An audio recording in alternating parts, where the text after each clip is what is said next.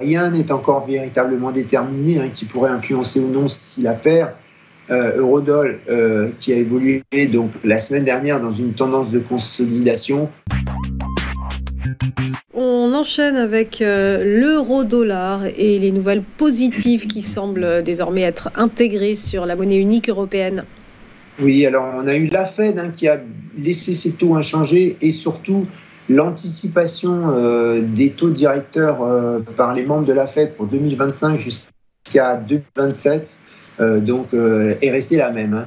Alors on a remarqué lors de la conférence de presse que Powell a fait preuve de confiance, de patience, je dirais. Il a notamment rassuré en montrant peu d'inquiétude concernant les attentes d'inflation des consommateurs qui ont dernièrement fortement augmenté.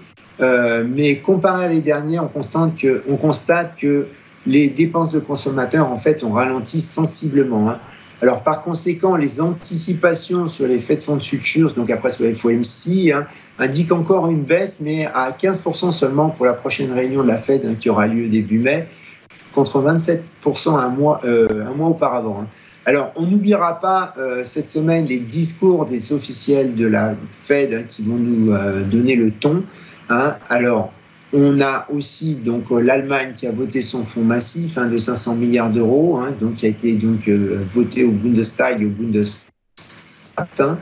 Alors maintenant, en fait, le focus des traders institutionnels va se retourner vers la formation du gouvernement allemand.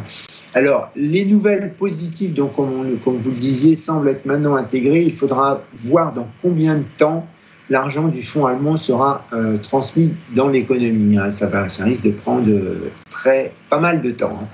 Là, alors concernant la résolution de la guerre russo-ukrainienne, donc on a eu une délégation ukrainienne qui a été en Arabie Saoudite ce week-end, et maintenant c'est la délégation russe, mais ça semble s'avérer plus difficile qu'annoncé par Donald Trump. On voit bien que le président Poutine ne fait en réalité aucune concession, et surtout il continue de bombarder. Il essaye de gagner du temps, c'est plutôt ça l'impression que cela donne.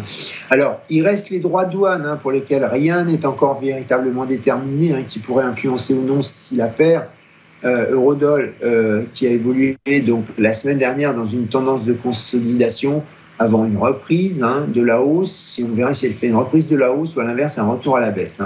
Alors du côté analyse technique, donc la paire elle a buté sur le ratio 50% de Fibonacci entre le plus haut de janvier 2021 et le plus bas de septembre 2022.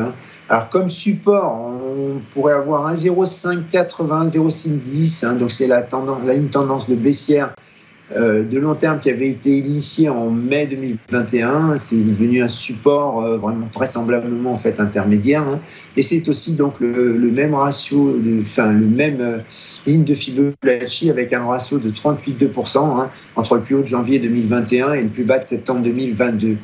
En plus bas encore, on a 1,0360 qui est un plus bas d'il y a 4 semaines qui a servi de support plusieurs fois.